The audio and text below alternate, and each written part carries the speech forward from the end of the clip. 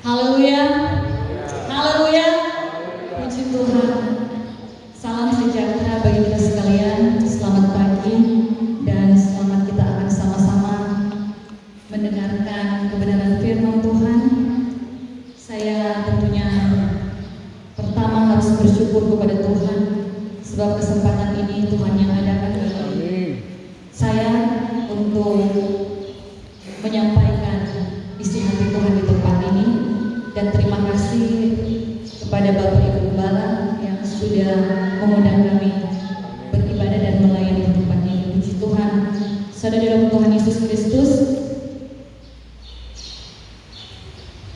kami belum lama datang dari liburan dan tentunya perbedaan waktu masih mengganggu aktivitas kami.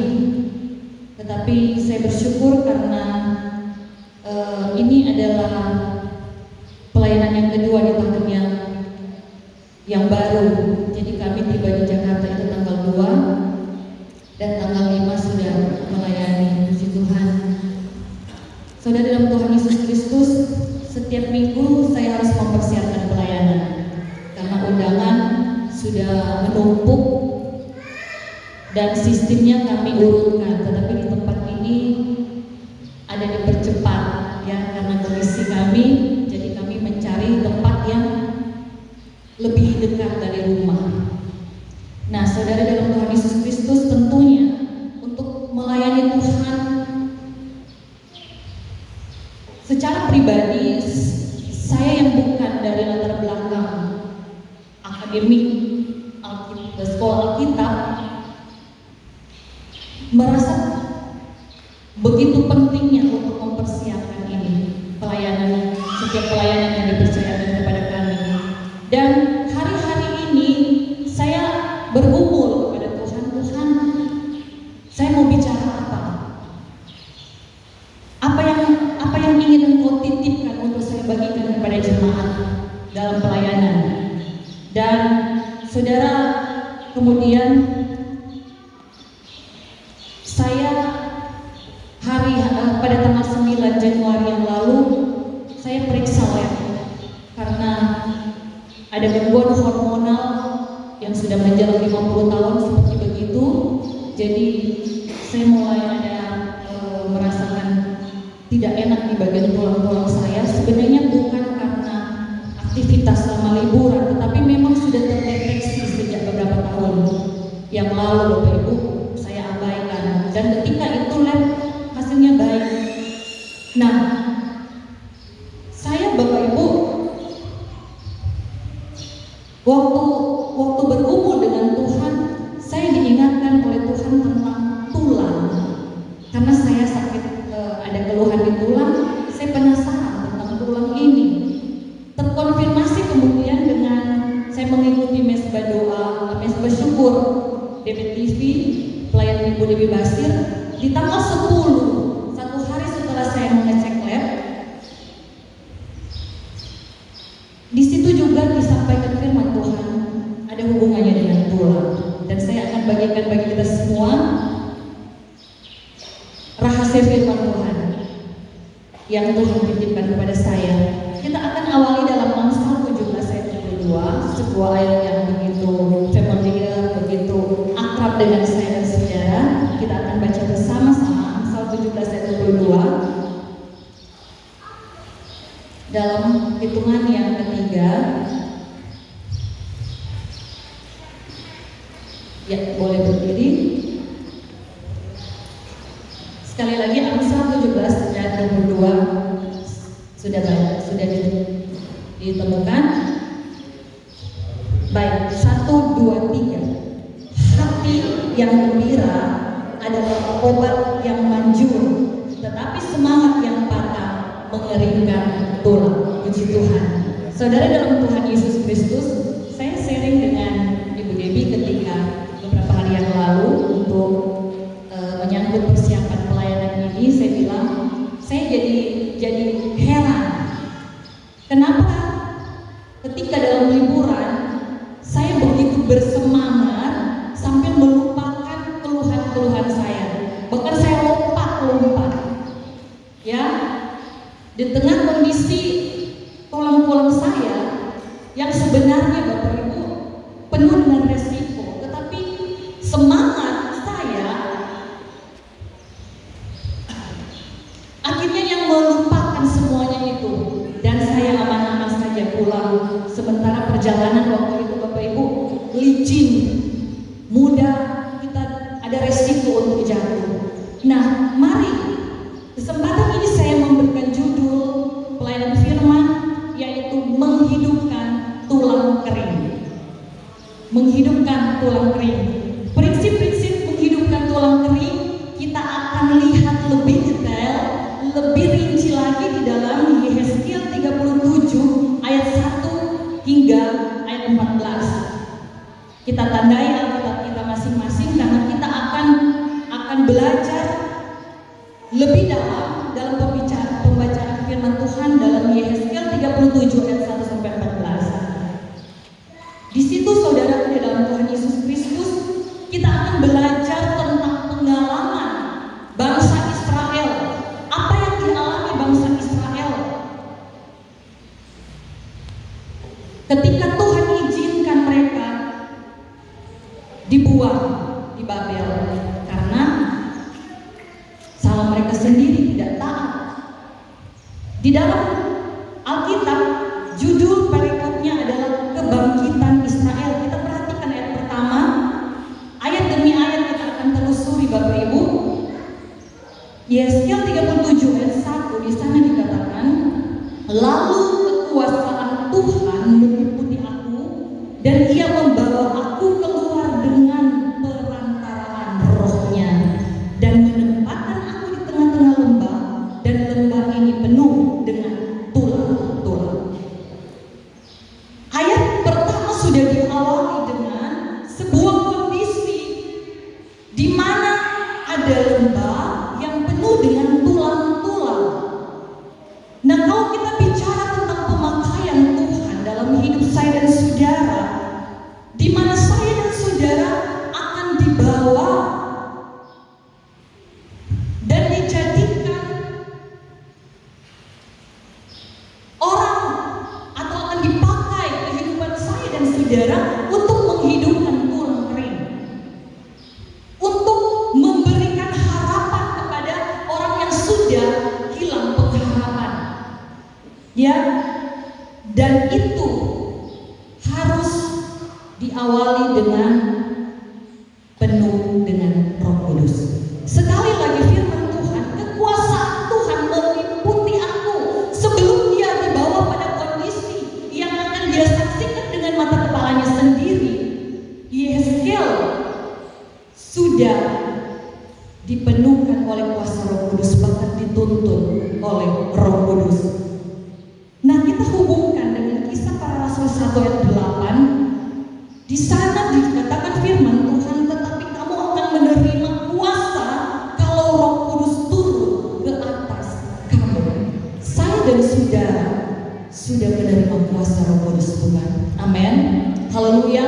Saya dan saudara menjadi bahagia untuk menghidupkan tulang-tulang kering itu. Amin. Puji Tuhan.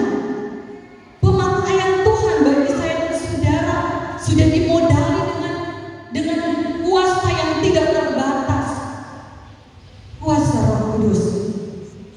Untuk itu, mari kita izinkan Roh Kudus yang mengambil alih kehidupan saya dan saudara, yang mengendalikan saya dan saudara. Di dalam terjemahan asli untuk kata menerima kuasa, kalau Roh Kudus turun, kata turun di atas kamu dalam bahasa Yunani itu menggunakan kata eperchomai. Tulisannya seperti itu. Saya tidak pakar bahasa, tetapi saya pelajari bahasa aslinya adalah eperchomai. Kalau salah membaca, tetapi pengertiannya itu adalah mempengaruhi. Ketika Roh Kudus itu turun di atas saya dan saudara, itu akan mempengaruhi, akan mengambil alih, akan mengoperasikan rohnya itu dalam kehidupan saya dan saudara.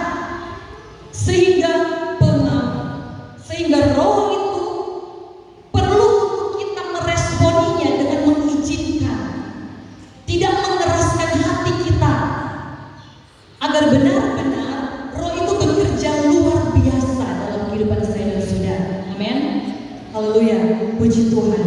Saudari di dalam Tuhan Yesus Kristus, perlu bagi kita untuk berserah dalam tuntunan Roh Kudus yang bisa memakai kita sesuai dengan rencananya. Jadi Roh itu bekerja dalam kehidupan saya. Roh yang luar biasa itu akan bekerja secara luar biasa kalau saya dan saudara juga mengizinkan dia bekerja. Karena tidak ada pemaksaan dalam kehidupan saya dan saudara. Tetapi kalau saya dan saudara mau dipakai Tuhan, mari kita berserah. Mari kita memberi diri kita dikendalikan oleh kuasa Roh Kudus, bukan oleh kehendak kita sendiri. Amin. Haleluya. Ayat yang kedua, ia membawa aku melihat tulang-tulang itu berkeliling-keliling, dan sungguh amat banyak bertaburan di lembah itu. Lihat, tulang-tulang itu amat kering. Ini bicara tentang apa, Bapak Ibu? Saya dan saudara yang dipenuhkan oleh Roh Kudus diajak untuk melihat kondisi di sekitar kita, diajak untuk peduli keadaan orang lain, diajak untuk kita mengasihi orang lain di sekitar kita. Yang sesungguhnya kata firman Tuhan amat banyak orang-orang di lembah itu bicara tentang apa? Orang-orang di dalam kehidupan mereka yang masih berdosa, yang masih di dalam lembah yang kelam, yang hidupnya mengenaskan. Kata firman Tuhan bagai tulang kering itu, Bapak Ibu. Kondisi yang hopeless, tidak ada pengharapan. Mari kita melihat dengan penuh kepedulian di sekeliling saya dan saudara. Mungkin ada orang-orang yang perlu kita tolong. Kita lihat dengan mata hati kita, dengan kasih kita, mereka memerlukan pengharapan, dan kita ditugaskan untuk hadir bagi mereka. Haleluya, puji Tuhan. Saya dan saudara, Bapak Ibu, tidak hanya dilahirkan di dunia ini untuk hal yang biasa-biasa saja. Tetapi yakinlah dalam kehidupan saya dan saudara, dalam profesi apapun yang engkau jalani saat ini, tidak harus engkau sebagai gembala, sidang hamba Tuhan yang begitu intens dalam pelayanan, dalam aktivitasmu, dalam profesimu. Ada maksud Tuhan, ada rencana Tuhan yang engkau harus genapi dalam hidupmu. Jadi setiap kita yang hidup di dunia ini bukan tanpa maksud. Semua ada maksud Tuhan. Amin. Sadari itu, Bapak Ibu. Kepercayaan yang Tuhan berikan bagi saya dan saudara, tugas saya dan saudara.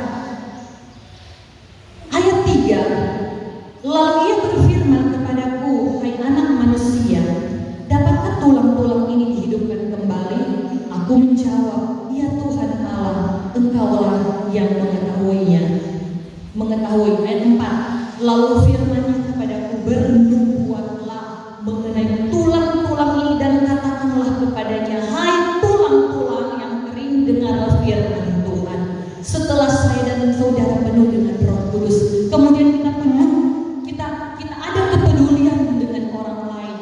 Kita mengasihi mereka yang di dalam lembah kelam, yang keadaannya mengenaskan, yang hanya sisa tulang-tulang itu. Selanjutnya Allah mau melibatkan saya dan saudara untuk berperan menghidupkan tulang-tulang itu. Ada sebuah rahasia yang besar yang ingin saya bagikan, ya Bapak Ibu. Di dalam Kisah Para Rasul 1 ayat 8 kita tadi baca, di sana setelah menerima Roh Kudus, kamu akan menjadi saksiku di Yerusalem, di Yudea, dan di Samaria, dan sampai ke ujung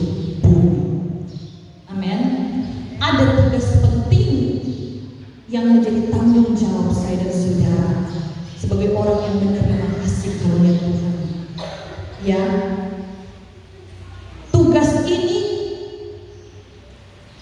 sebenarnya begini Bapak Ibu, bahasa Inggris bilang begini, without God we cannot, without us God will not.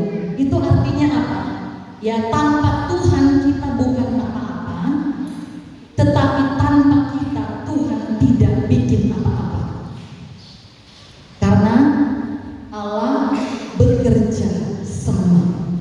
Ya, kalau Allah hanya bekerja dalam kondisinya sebagai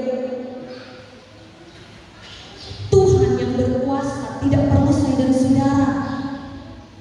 Semua orang Tuhan bilang selamat, bisa.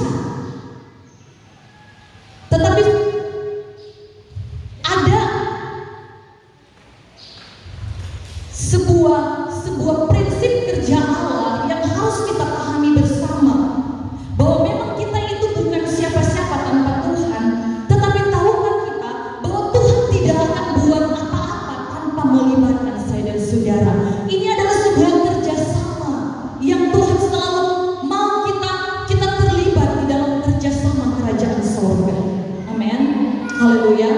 Kalau Allah itu begitu tidak egois dalam kata mungkin yang umum, kita juga Tuhan mau supaya sama seperti Tuhan yang tidak egois.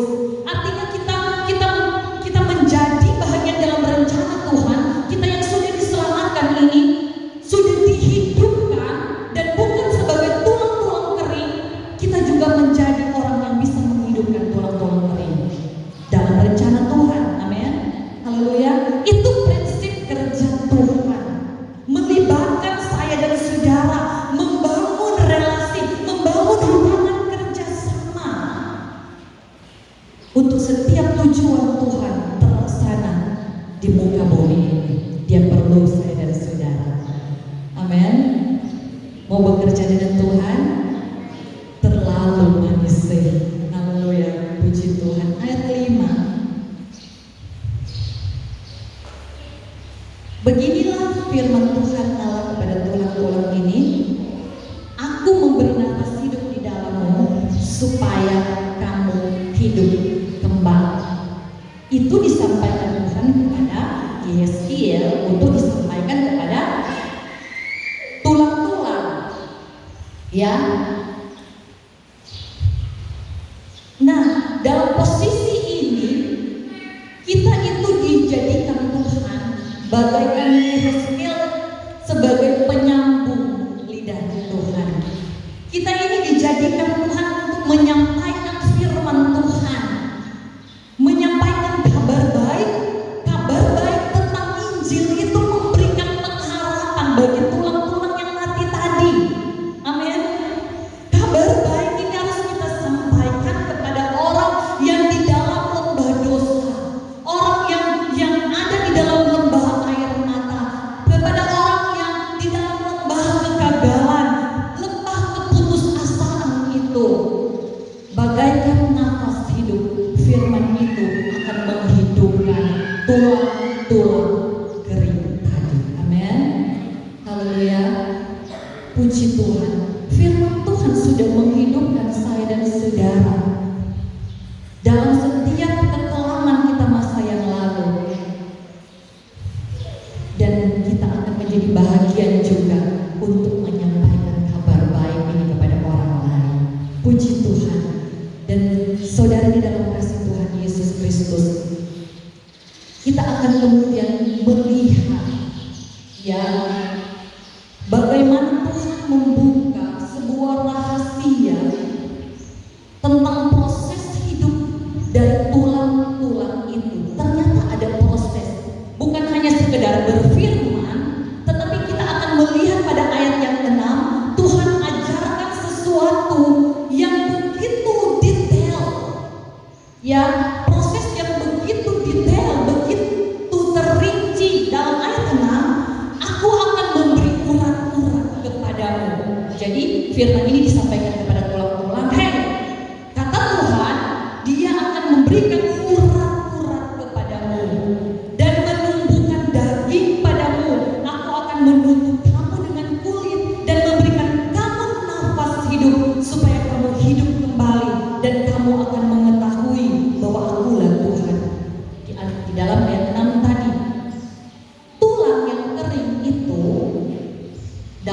kondisi yang kering, tidak punya urat, tidak punya daging, tidak ditutupi dengan kulit. Nah, saya kemudian belajar Bapak Ibu di sini bahwa ada peran Tuhan, ada bagian Tuhan yang Tuhan tunjukkan kepada saya dan saudara, bahwa Tuhan kalau punya rencana dan memakai kita, Dia akan memperlihatkan bagaimana pekerjaannya yang detail, yang rinci kepada saya dan saudara, sehingga kita memahami kuasa Tuhan itu tidak terbatas. Ya, tidak hanya gampangan saja, ada proses yang kita akan lihat dan bahkan kita akan alami menjadi pengalaman hidup saya dan saudara. Yesaya melihat ini, saya mempelajari Bapak Ibu, memberi urat itu apa maksudnya? Ya, darah itu dalam tubuh tidak akan pergi ke jantung untuk memompa jantung bekerja kalau tidak ada urat. Fungsi urat yang lain adalah menghubungkan otot dengan tulang. Kemudian apa? Saya juga melihat bahwa inilah yang menarik, urat-urat ini yang menarik otot-otot daging kita untuk bergerak. Nah, ini bicara tentang apa Bapak Ibu? Ada sebuah sistem atau mekanik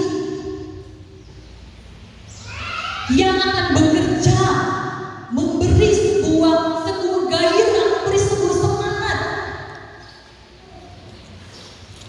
dalam kehidupan orang yang tadi tinggal tulang-tulang itu. Dikasih semangat dulu, dikasih gairah dulu, semangat hidup, dikasih sukacita. Amin, haleluya. Menggerakkan sistem di dalam tubuh, menggerakkan kehidupan. Darah itu memompa jantung. Kalau sudah tidak berdetak jantung itu artinya mati. Dan itu fungsi dari urat-urat, mensuplai darah sampai ke jantung. Yang kedua, firman Tuhan tadi katakan menumbuhkan daging. Nah, daging ini fungsinya untuk melindungi tulang. Ya, melindungi tulang dan juga melindungi organ-organ di dalam. Ketika mekanik dari sistem organ itu bekerja, organ itu perlu dilindungi. Ya, dilindungi dengan daging. Makanya Tuhan menumbuhkan daging. Ini juga bicara tentang apa Bapak Ibu? Supaya organ-organ yang terlindungi itu ada hati, ada jantung. Hati kita tidak mudah cemas, amin. Hati kita tidak mudah sakit. Jantung itu tidak penuh dengan kekhawatiran. Kalau sudah penuh kekhawatiran, jantungnya langsung berdetak atau penuh dengan ketakutan, dilindungi dengan daging. Ini penggambaran bagi saya dan saudara bagaimana Allah bekerja dengan sempurna untuk menumbuhkan tulang-tulang kulit itu. Yang ketiga, menutupi dengan kulit. Tulang ditutupi dengan daging ditutupi dengan kulit. Untuk apa? Supaya tidak mudah kena kuman, bakteri. Nah, saudara dalam Tuhan Yesus Kristus, ini juga bicara tentang apa? Benda-benda asing itu tidak mudah untuk membuat kita sakit karena ada kulit yang melindungi daging itu, sehingga kita tidak mudah terpengaruh dengan keadaan luar. Kondisi-kondisi luar jangan mengambil damai sejahtera dan sukacita kita. Amin. Haleluya. Kita dilindungi. Nah, saudara dalam kasih Tuhan Yesus Kristus, ayat yang ke-7 kita langsung. Lalu aku bernubuat seperti diperintahkan kepadaku, dilakukan oleh Yesaya, dan segera sesudah aku bernubuat, kedengaranlah suara, sungguh suatu suara berderak-derak dan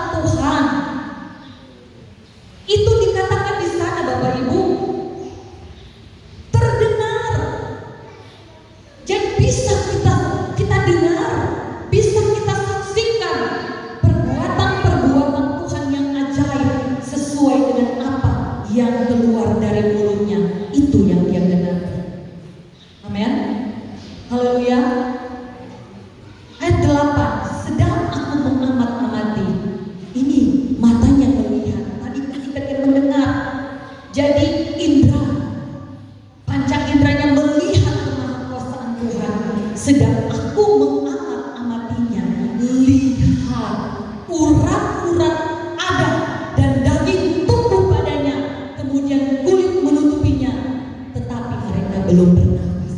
Proses yang pertama sudah dikerjakan, disaksikan. Jadi sekali lagi Bapak Ibu, dalam proses yang pertama ini, apa yang disampaikan oleh Tuhan, firman yang keluar dari mulutnya terjadi. Tetapi kita melihat lagi di bagian terakhir, belum bernafas. Ayat 9, maka firman-Nya kepadaku, bernubuatlah kepada nafas hidup itu. Bernubuatlah hai manusia, dan katakanlah kepada nafas hidup itu, beginilah firman Tuhan, hai nafas hidup, datanglah dari keempat penjuru angin dan berhembuslah ke dalam orang-orang yang terbunuh ini, supaya mereka hidup kembali. Yang disuruh bernubuat itu siapa Bapak Ibu? Yeskel.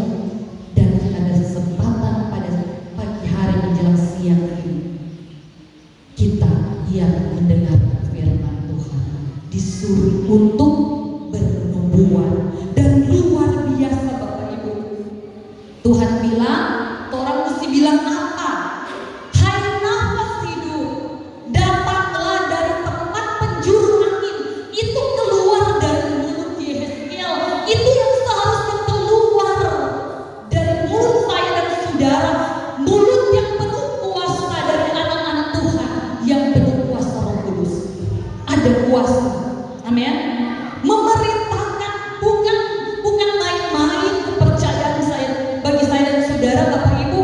Di sana Tuhan bilang, bernubuatlah kepada nafas hidup itu.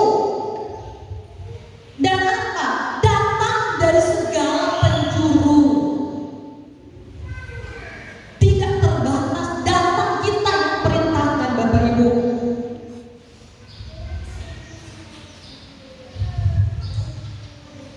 Kita menjadi bahagia sebuah pekerjaan Tuhan yang luar biasa, bukan? Amin. Haleluya. Bagian kita, bahagia yang harus kita kerjakan, mari kita kerjakan dengan penuh tanggung jawab. Karena itu tugas yang luar biasa, tugas yang mulia. Saudara bisa pahami sejauh ini Bapak Ibu? Tadi Tuhan sudah kerjakan bagiannya. Kita diberi kuasa. Makanya orang-orang yang diurapi itu ada kuasa mengusir setan. Amin. Kuasa kita besar yang Tuhan berikan bagi saya dan saudara. Justru bahagian yang terpenting sebenarnya kalau dilihat dari sisi tulang-tulang itu. Tulang-tulang tidak akan hidup walaupun punya daging, walaupun punya mekanisme, walaupun punya kulit, punya urat. Tetapi kalau tidak ada nafas hidup, percuma. Itu bagian saya dan saudara. Luar biasa Bapak Ibu. Ayat 10, lalu aku bernubuat seperti, yang penting seperti yang diperintahkan Tuhan. Kalau Tuhan tidak suruh, jangan Bapak Ibu. Ya, ini yang Tuhan suruh, kita lakukan. Maka perkara besar akan terjadi sesuai dengan perintah Tuhan atau kehendak Tuhan. Aku bernubuat seperti diperintahkannya kepadaku. Perhatikan,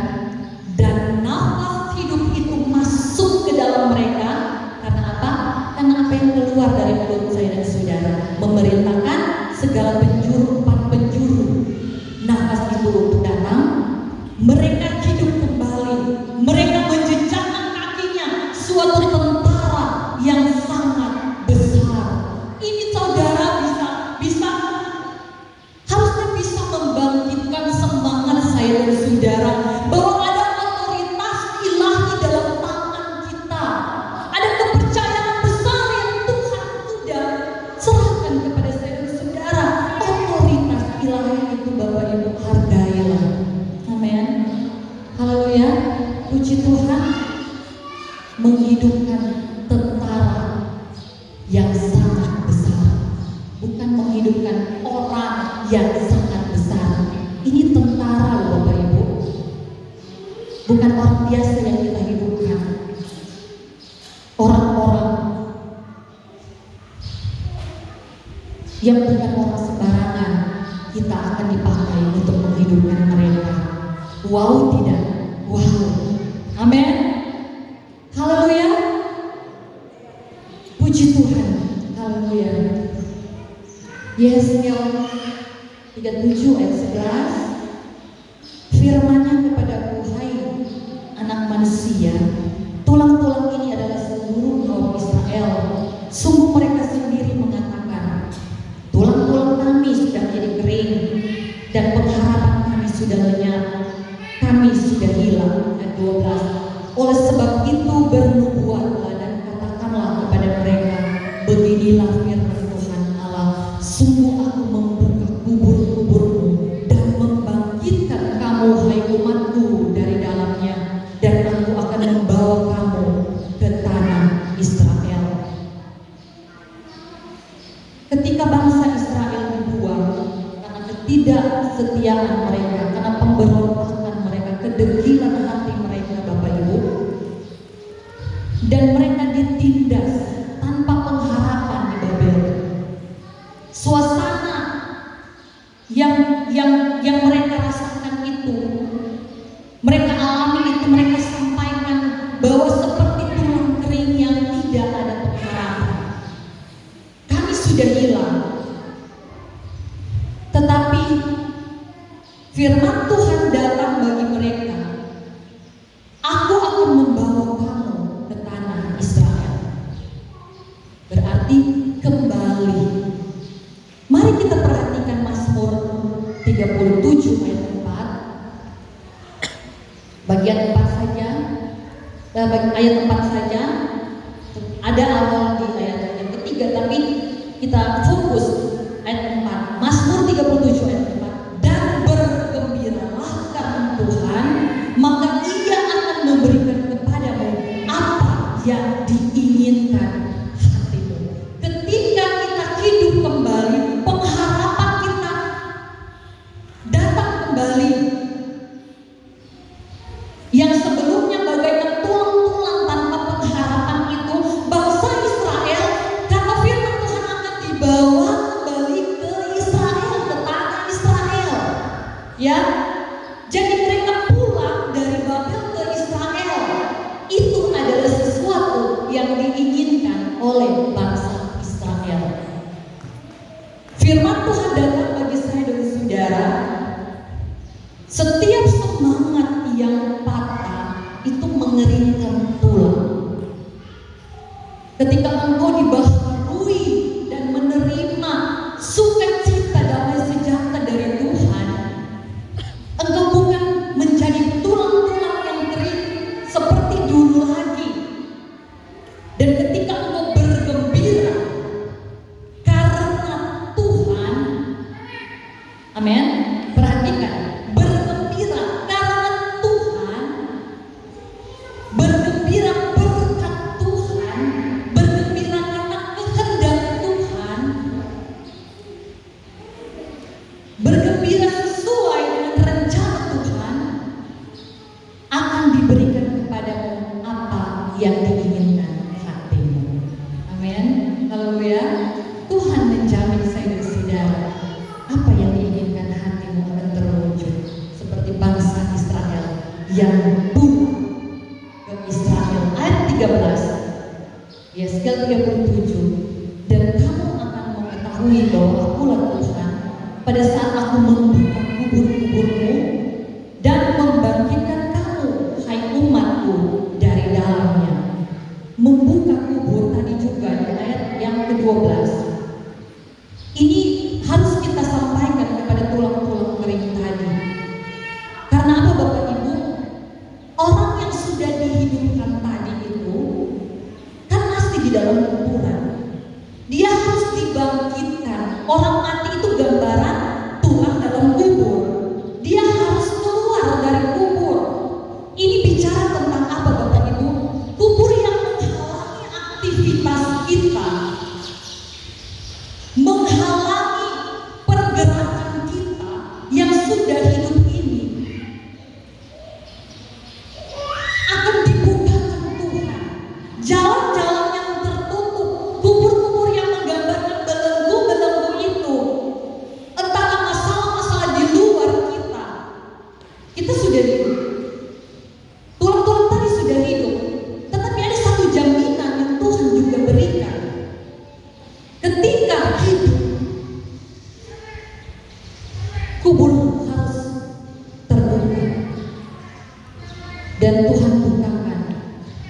setiap jalan-jalan bagi saya dan saudara. Sesuatu yang menghalangi aktivitas kita untuk datang atau bekerja dalam panggilan Tuhan, Tuhan buka. Masalah-masalah ada jalan keluar bagi saya dan saudara. Harus hidup dulu. Alami dulu Tuhan. Amin. Puji Tuhan. Ayat 14. Ayat yang terakhir, aku akan memberikan rohku ke dalammu sehingga kamu hidup kembali, dan aku akan membiarkan kamu tinggal di tanahmu, dan kamu akan mengetahui bahwa aku Tuhan yang mengatakannya dan membuatnya. Demikian firman Tuhan. Apa rahasia yang kita dapat dari sini? Ya Bapak Ibu, 3 kalimat senada kalau kita perhatikan dalam pembacaan Yesaya ini 13 dan Yesaya 37 ayat 1 sampai 14. Di situ ada 3 kalimat yang sama atau senada. Ayat 5 dan ayat 6 dan ayat 14 di situ dikatakan aku memberi nafas hidup. Ada penekanan supaya kamu hidup kembali, bahwa ada jaminan 3 kali disampaikan. Itu meneguhkan jaminan janji Allah bahwa Allah itu serius, sungguh-sungguh dengan perkataan. Satu perkataan aja sudah sungguh-sungguh Bapak Ibu. Tapi kadang-kadang kita perlu diteguhkan. Dan Allah teguhkan, aku memberi nafas hidup, memberi rohku di dalammu supaya kamu hidup kembali. Berkali-kali Tuhan menolong. Amin. Kadang-kadang masalah itu saya dan saudara, memang kita sudah dihidupkan, tetapi ada yang datang itu dari karena kelalaian kita. Kita yang cari masalah, tetapi ada masalah yang Tuhan izinkan untuk memproses saya dan saudara. Tetapi Tuhan memberi nafas hidup bagi saya dan saudara, memberikan semangat baru, harapan baru, janji-janji akan tergenapi lagi dalam hidup saya dan saudara. Amin. Haleluya. Puji Tuhan, karena kita masih hidup di dunia, ya, masih berproses. Dan ada juga 3 kalimat yang senada dalam ayat 6, ayat 13 dan 14. Kamu akan mengetahui bahwa akulah Tuhan. Kita akan mengetahui, kita akan mengakui akulah Tuhan. Kata firman Tuhan, Dia adalah Tuhan. Tuhan itu bicara tentang satu. Kalau dalam terjemahan atau dalam pengertian bahasa Indonesia, Sang yang berkuasa. Tuhan yang kita sebut dengan Tuhan itu, Allah yang kita sebut dengan Tuhan. Tuhan itu penuh dengan kuasa. Kita akan mengetahui Dia Tuhan.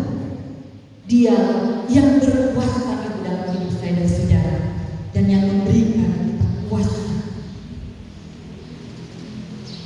Dari pembacaan firman Tuhan mulai dari yang terakhir ayat 12 dan ayat 14, saya menyimpulkan begini Bapak Ibu, 3 pengulangan dalam bahagian yang berbeda tadi kita sudah lihat. Kita melihat ada peneguhan-peneguhan itu, dan kalau kita memperhatikan, maaf, di dalam ayat 12 dan ayat 14, aku akan membawa kamu ke tanah Israel, bahwa sesuatu yang diharapkan itu terwujud. Berkat-berkat Tuhan itu disampaikan dan menjadi bahagian saya dan saudara. Keinginan hati kita menjadi bahagian dan menjadi berkat bagi kita. Pertama itu ayat 12 itu membawa kamu keluar tanah Israel, itu berarti kita itu diberkati. Keinginan kita tercapai. Ini bicara tentang kita diberkati. Ayat 14 akan membiarkan kamu tinggal di tanahmu, itu berarti bahwa ketika saya dan saudara diberikan semua yang menjadi keinginan kita, kita diberkati Tuhan. Tidak lupa Tuhan memberikan kita kesempatan untuk menikmati berkat itu. Perhatikan kata membiarkan kamu tinggal di tanahmu. Amin. Membiarkan bangsa Israel menikmati tanah Israel, menikmati berkat Tuhan. Puji Tuhan.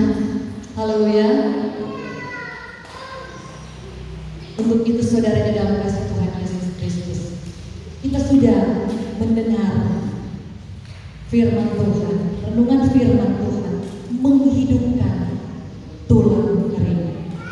Ketika Israel tidak taat, Israel dididik Tuhan dengan pembuangan ke Babel, kesengsaraan di tanah pembuangan, dan harapan-harapan dari nabi-nabi palsu, harapan-harapan kosong, mereka akhirnya menjadi bagaikan tulang-tulang kering. Yang di Yesaya 13 tentang bagaimana nabi-nabi palsu memberikan harapan palsu kepada mereka. Tetapi Tuhan datang untuk memberikan harapan, karena Tuhan tidak ingin kita jadi seperti tulang-tulang kering. Tetapi juga ingat firman Tuhan bahwa Tuhan yang memberi kita pengharapan, yang menghidupkan saya dan saudara. Mari juga kita menjadi bahagian orang dalam rencana Tuhan untuk menghidupkan tulang-tulang kering di sekitar kita. Amin. Haleluya. Puji Tuhan. Haleluya. Dan saya akan menutup dengan begini Bapak Ibu. Ada dua pesan firman Tuhan. Mungkin di tahun 2024 itu adalah tahun bagimu di mana engkau tidak punya harapan, engkau tidak ada harapan. Banyak kegagalan di 2024. Kita bagaikan orang di pembuangan di negeri asing di tahun yang lalu. Tidak sesuatu pun dari keinginan hati kita yang kita dapatkan.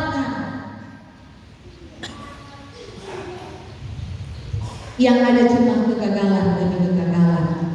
Tetapi mari kita introspeksi kehidupan saya dan saudara, yang untuk kemudian kita perbaiki di tahun 2025. Dan yang kedua, tulang yang kering tidak bisa menghidupkan tulang yang kering lainnya.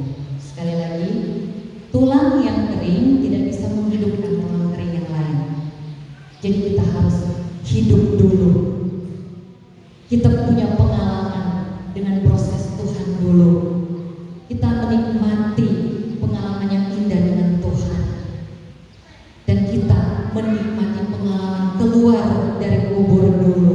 Baru kita bisa menjadi orang yang membangkitkan tulang-tulang kering lainnya. Apa yang membuat tulang kering bisa hidup menurut Alkitab? Kita bermitra dengan Allah menghidupkan tulang kering. Pertama, Amsal 3 ayat 7. Amsal 3 ayat 7. Janganlah engkau menganggap dirimu sendiri bijak. Takutlah akan Tuhan dan jauhilah kejahatan. Kegagalan Israel karena hal-hal yang itu. Mereka menganggap bijak diri mereka. Mereka tidak takut, malah mereka berkompromi dengan kejahatan. Ayat 8. Kalau kita tidak menganggap diri kita bijak, kalau kita tetap takut akan Tuhan dan menjauhi kejahatan, itulah yang akan menyembuhkan tubuhmu.